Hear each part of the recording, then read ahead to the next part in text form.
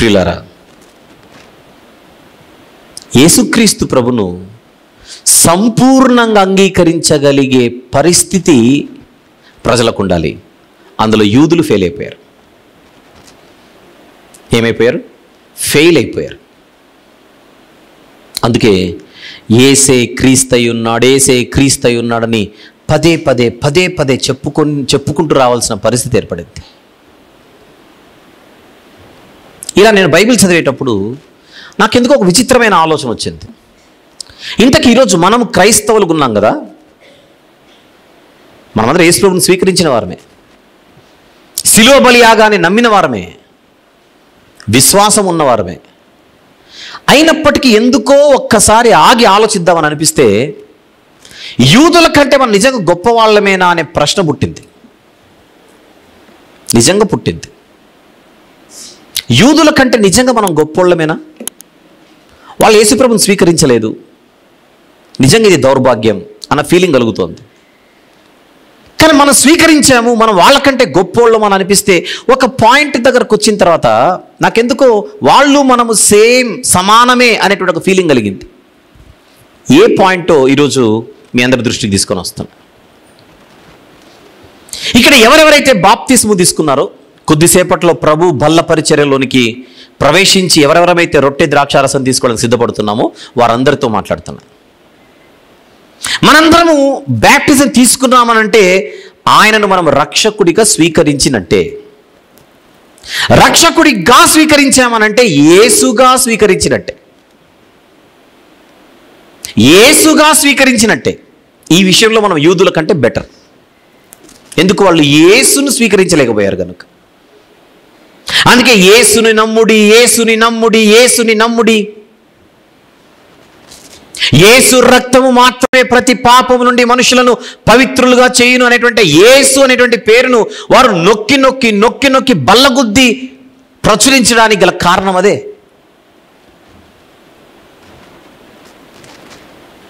ఏసే దిక్కు, ఏసే దిక్కు అనేటువంటి మాటలు. ఆ ప్రాబ్లం ఈరోజు లేదు. ఆ ప్రాబ్లం ఈరోజు మనకు లేదు. నేను ఈరోజు మీ మధ్యకు వచ్చి యేసుని నమ్మండి, యేసుని నమ్మండి అని చెప్పాల్సిన అవసరం లేదు.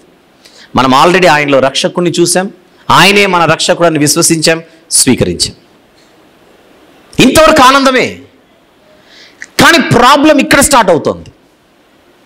ఏమిటి అని మీరు ప్రశ్నిస్తే, మనం బాప్తిస్మము తీసుకున్న తర్వాత జరగవలసింది ఆయన రాజ్యంలోనికి వచ్చామన్న సంగతి గుర్తుకు రావాలి, లేదా గుర్తుండాలి. కొలస్సీ పత్రికలో ఒక మాట చూద్దాం. 1వ అధ్యాయం, కొలస్సీయులకు వ్రాసిన పత్రిక 1వ అధ్యాయం 13వ వచనం చూద్దామా? 13వ వచనం. ఆయన మనలను అంధకార సంబంధమైన అధికారములో నుండి విడుదల చేసి. ఎప్పుడు జరుగుతోంది ఇది? ఆలోచించండి. అంధకార సంబంధమైన అధికారములో నుండి మనము విడుదల పొందడం ఎప్పుడు జరుగుతోంది ఇది అని అడుగుతున్నా నేను. At the time of baptism my dear brothers and sisters. ఎప్పుడు జరుగుతోంది ఇది? బాప్తిస్మము తీసుకునే క్షణంలో జరుగుతున్నది అధికార మార్పిడి. అంటే మనం ఓటేస్తున్నాం అక్కడ. బాప్తిస్మము జరిగే సమయంలో మనం ఓటును వినియోగించుకుంటున్నాం, ఓటు హక్కును వినియోగించుకుంటున్నాం, లేదా ఓటేస్తున్నాం. ఏమిటా ఓటు? మాకు ఇప్పుడున్నటువంటి అధికారం బాగలేదు, మేము ఎవని అధికారంలో అయితే ఉన్నామో అది సరిగా లేదు, అది కరెక్ట్ కాదని మాకు తెలిసిపోయింది. మరొక అధికారంలోనికి రావడానికి మనం నిర్ణయం తీసుకున్నాం. ఆయన మనలను అంధకార సంబంధమైన అధికారములో నుండి విడుదల చేసి నెక్స్ట్ తాను ప్రేమించిన తన కుమారుని యొక్క రాజ్య నివాసులుగా చేసెను. బ్యాప్టిజం తీసుకునేటప్పుడు రాజ్యం మారుతోంది మన జీవితంలో. అంతవరకు ఒకటి రాజ్యంలో ఉన్నాం, ఇప్పుడు మరొకరి రాజ్యంలోనికి వస్తున్నాం. ఎవరా మరొకరు? చూస్తున్నాంగా, ప్రభు అయిన యేసుక్రీస్తు వారు. సో బ్యాప్టిజం తీసుకున్నప్పుడు ఏం జరుగుతోంది అని అడిగితే, మన పాపాలు క్షమింపబడి రక్షణ వస్త్రము మనకు రావడం మాత్రమే కాకుండా మనము ఒకరి అధికారంలోనికి వచ్చేస్తున్నాం. We're coming under the governance of someone who is in heaven. పరలోకములో ఉండి సింహాసనాసీనుడై మనల్ని పాలించే ఒక ఆయన యొక్క అధికారము కిందికి వస్తున్నాం. అంటే మనము ఒకరి కింద ఉన్నామన్నమాట. ఆయన మన యజమాని అన్నమాట. ఆయన మన పాలకుడు అన్నమాట. రాజ్యానికి రాజు ఉండడు, రాజ్యానికి రాజు ఉండడా అని అడుగుతున్నాను. ఉంటాడు. ఆ రాజే క్రీస్తు. ఆ రాజే క్రీస్తు. ఎవరు క్రీస్తు? రక్తం కార్చిన యేసే మనల్ని పాలించే క్రీస్తై ఉన్నాడు. యేసే క్రీస్తై ఉన్నాడు. యేసు అంటే రక్షకుడు. రక్షకుడే రాజై ఉన్నాడు. రక్షకుడే ప్రభు అయి ఉన్నాడు.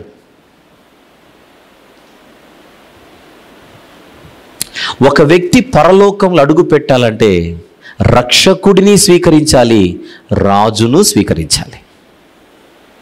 యూదులు రాజు కొరకు ఎదురు చూస్తున్నారు, రక్షకుడిని వద్దనుకున్నారు.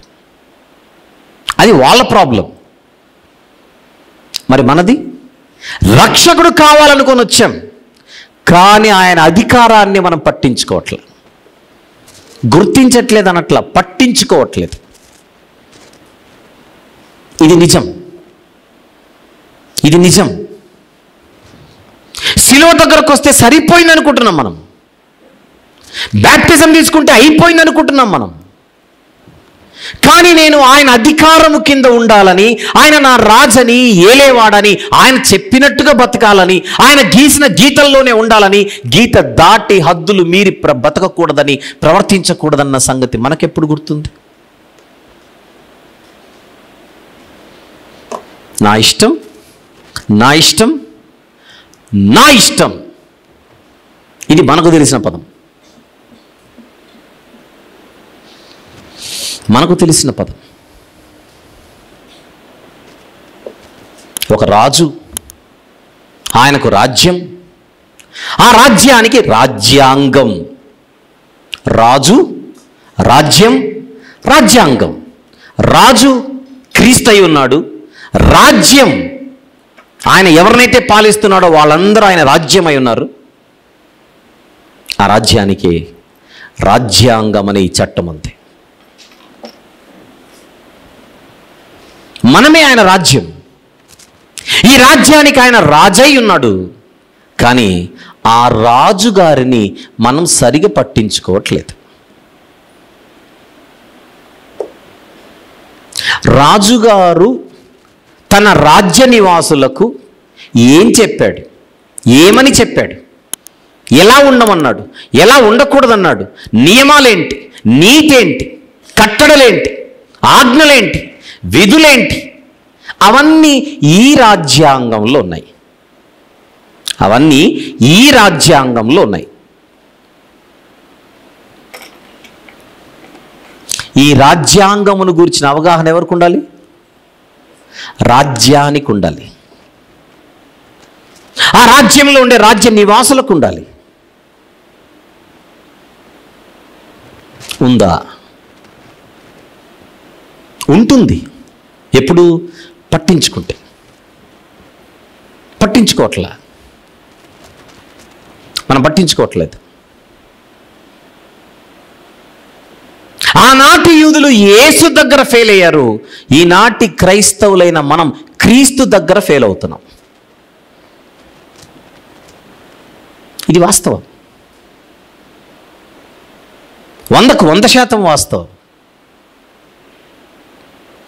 వాక్యానుసారంగా వాస్తవం అని చెబుతున్నా. ఇది వాక్య ఆధారంతో వాస్తవం అని చెబుతున్నా. ఎలా చూద్దాం ఒక్కసారి. ఫిలిప్పీలకు రాసిన పత్రికలో, ఫిలిప్పీ పత్రిక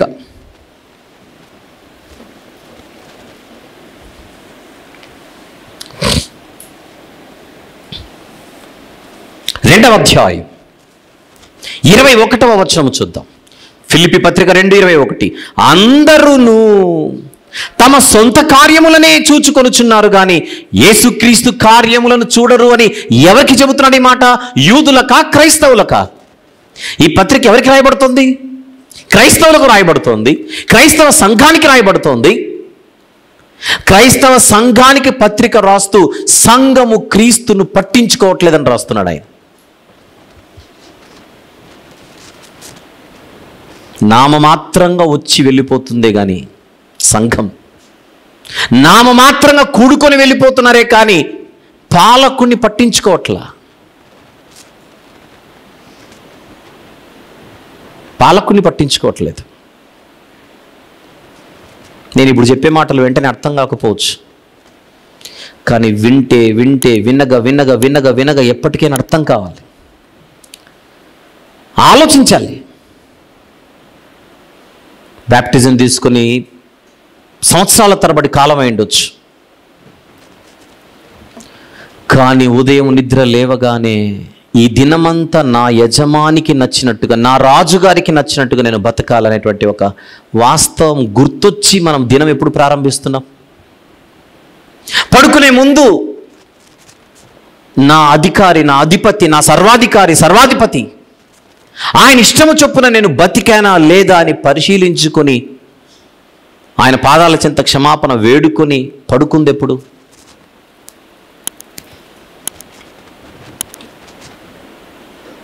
మన విషయంలో దేవునికి సగమే ఆనందం, ఆ ఆనందం సంపూర్ణం అవ్వట్ల. ఎందుకంటే మనము దేవునికి అపాయింట్మెంట్ ఇస్తున్నాం. ఎలా? టైం ఉంటే ప్రార్థన చేసుకోవడం, లేకపోతే వదిలేయడం, లైట్కి తీసుకోవడం. టైం ఉంటే వాక్యం చదువుకోవడం, లేకపోతే లైట్కి తీసుకోవడం. ఇది అపాయింట్మెంట్ కాకపోతే ఏమనాలి దీన్ని? టైం ఉంటే ప్రార్థనకు రావడం, లేకపోతే ఎగ్గొట్టేయడం. ఇది అపాయింట్మెంట్ కాకపోతే ఏమనాలి? మనకు టైం ఉండాలి. దేవుని విషయంలో మనకు టైం ఉండాలి.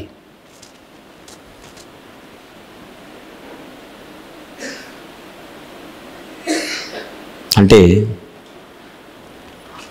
ఒక కంపెనీలో ఉద్యోగం వచ్చిన తర్వాత ప్రతిరోజు 10 గంటలకు నిద్ర లేచే అలవాటు ఉన్నా ఉదయం ఉద్యోగం వచ్చిన తర్వాత 6 గంటలకు లేచి కూర్చుంటాం.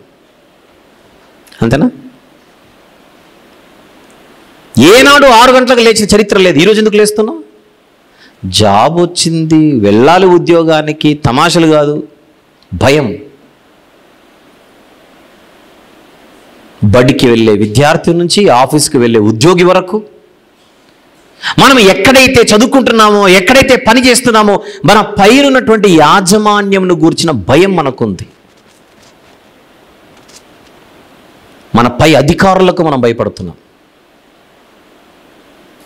ఆ భయం మనకు ప్రభు దగ్గర లేదు. సమాజంలో ఉన్న మన యజమానులకు భయపడే మనం అసలు యజమానికి భయపడ్డంలా. దీనికి లెక్క చెప్పాలి. దీనికి రేపు లెక్క చెప్పాలి.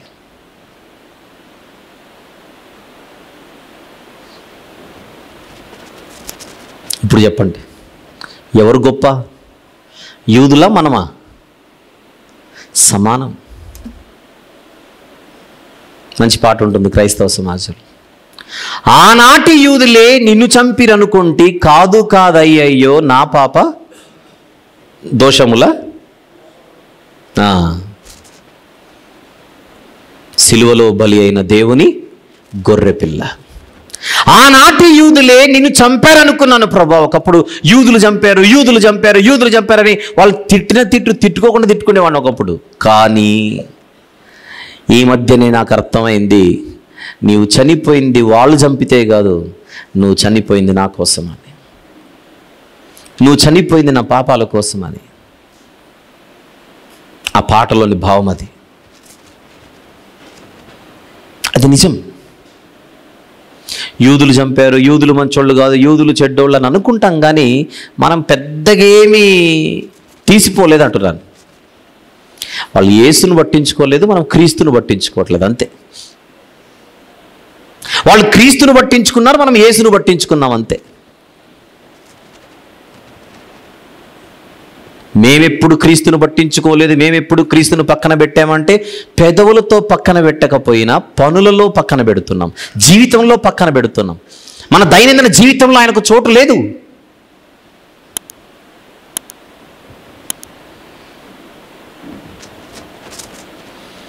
ఒక మాట మాట్లాడాలంటే నాకు పర్మిషన్ ఉందో లేదో అనే భయం లేదు. ఎవరి దగ్గర పర్మిషన్? ప్రభు దగ్గర పర్మిషన్. ఈ మాట అనొచ్చా, ఇది చూడొచ్చా, ఇది వినొచ్చా, ఇది ఆలోచన చేయవచ్చా, ఈ నిర్ణయం తీసుకోవచ్చా, ఇలా అడుగులు వేయొచ్చా, ఎన్నో.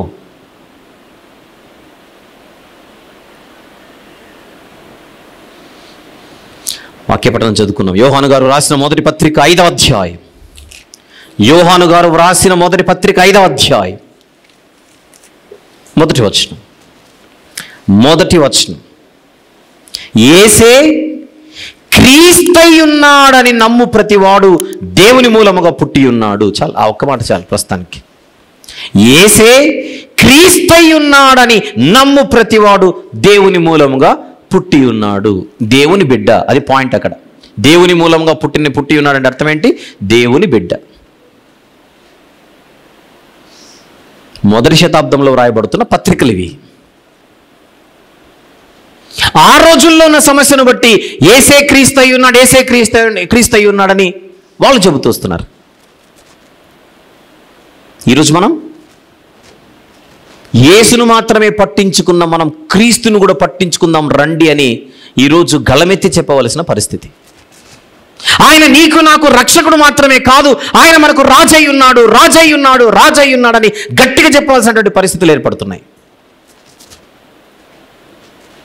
అవునండి, మాకు తెలుసు ఆయన రాజు అని ఎవరైనా అంటే మళ్ళీ రాజు అని తేలిన తర్వాత, రాజే అని మనకు తెలిసిన తర్వాత ఆ రాజుగారి పరిపాలన కింద మనం బతికి చావద్దు.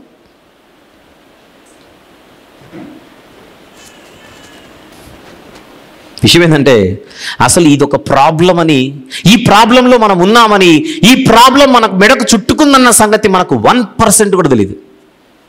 1% కూడా తెలియదు. ఇప్పుడు నేను ఇంత అరిచి చెబుతున్నా ఇది మనందరికి అర్థమవుతుంది అనుకోవట్లా. ఎందుకంటే ఒక్కసారి చెప్తే అర్థమయ్యేది కాదు. ఇది ఎన్నోసార్లు చెప్పాలి, ఎన్నోసార్లు వినాలి, ఎన్నోసార్లు మనం ఆలోచించాలి, ప్రాక్టికల్ లైఫ్లో ఆలోచించాలి. నేను క్లూ ఇస్తాను, ప్రాక్టికల్ లైఫ్లో ఆలోచించాలి, నేను క్లూ ఇస్తాను. నిజంగా నాకు భయం ఉందంటారా? భయం ఉందో లేదో తెలియాలంటే వెరీ సింపుల్. నేను ఏమి ఎగ్జాంపుల్స్ చెప్పాను. రేపటి నుంచి మిమ్మల్ని మీరే టెస్ట్ చేసుకోండి. మీ పైనున్న అధికారులకు మీరు భయపడిన ప్రతిసారి తూటల్లాగా పేలాలి ఈ మాటలు గుండెల్లో. ఇంత భయము నా ప్రభుపై నాకు ఎప్పుడు లేకపోయినే. అమ్మో బాస్ వస్తున్నాడు, అమ్మో బాస్ ఉన్నాడు, అమ్మో ఆయన అడుగుతాడు, సాయంత్రానికి నేను లెక్క చెప్పాలి. ఎన్ని భయాలు! అలా భయపడిన ప్రతిసారి మనకు సిగ్గనిపించాలి. లోకములో ఉన్న అధికారికి భయపడుతున్నందుకు ఆనందించాలి, ఆయన మన యజమాని కనుక. ఆ భయంలో మనకు 10% కూడా యేసుక్రీస్తు ప్రభువై లేకపోవడాన్ని బట్టి సిగ్గుపడాలి. am I right or not? Right. ఈ యజమానికి లెక్క చెప్పాలన్న భయం ఉన్న మనము ఆ యజమానికి కూడా లెక్క చెప్పాలన్న భయము లేకపోవడమే దరిద్రం, దౌర్భాగ్యం.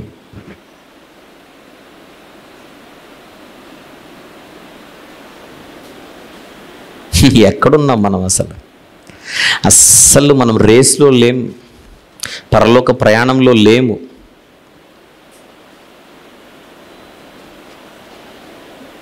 భయపడుతున్నాం. 1వ తారీఖు వచ్చిందంటే రెంట్ కట్టాలనే భయం. ఓనర్ గారు వచ్చేస్తారు, ఆయన కూడా మన యజమానే, ఇంటికి యజమాని. 10వ తారీఖు రాగానే కరెంటు బిల్లు కట్టాలి, లేదంటే కట్ చేసేస్తారు, భయం. కిరాణా కొట్లో డబ్బులు కట్టాలి, భయం. వడ్డీలు కట్టాలి, భయం. అప్పులు తీర్చాలి, భయం. చిట్టీలు కట్టాలి, భయం. బ్యాంకు లోను కట్టాలి, భయం. పిల్లల ఫీజులు కట్టాలి, భయం. అమ్మో, నిత్యము మనకు భయాలే. కొట్టువాడికి కట్టకపోతే వచ్చి అడుగుతాడు, కూర్చుంటాడు అంతే. 10 రూపాయలు మనం ఎవరికైనా ఇవ్వాలంటే అడుగుతాడనే భయం మనకుంది. జీవిత లెక్కలే అడగడానికి యజమాని పైన ఉన్నాడు. భయం ఎక్కడిది? లేదు భయం. ఈ భయం లేకుండా మనం బతుకుతున్నామనంటే అసలు యజమాని గురించినటువంటి ఆలోచన లేకుండానే అసలు మన జీవితంలో యజమాని లేడు, పాలకుడు లేడు, ఏలేవాడు లేడు, రాజు లేడు.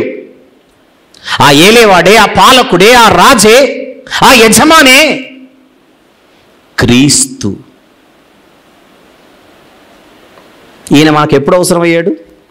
బాప్తిస్మం అప్పుడు అవసరమయ్యాడు. ఏమిగా అవసరమయ్యాడు? రక్షకునిగా అవసరమయ్యాడు. రక్షకుడు అంటే అర్థం ఏంటి? యేసు. యేసు నొద్దకు పొరుగెత్తిన మన పాదాలు క్రీస్తు దగ్గరికి రావట్లేదు.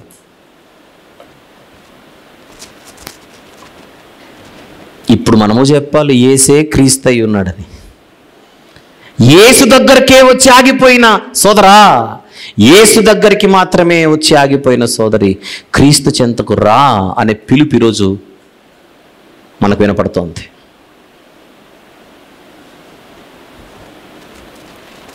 He is our saviour and he is our king. కాళ్ళ ఎగిరేసి చెప్పాలి, నేను ఆయన అధికారం కింద ఉన్నానని. అలాంటి స్థితిలో ఉండవలసిన వారముగా మనం ఉండాల్సిన పద్ధతి అయితే, ఉండాల్సిన స్థితి అయితే, అసలు ఆయన రాజని మనకు మనమే గుర్తు చేసుకోవాల్సిన, జ్ఞాపకం చేయాల్సిన పరిస్థితులు ఏర్పడుతున్నాయంటే వేర్ ఆర్ వి?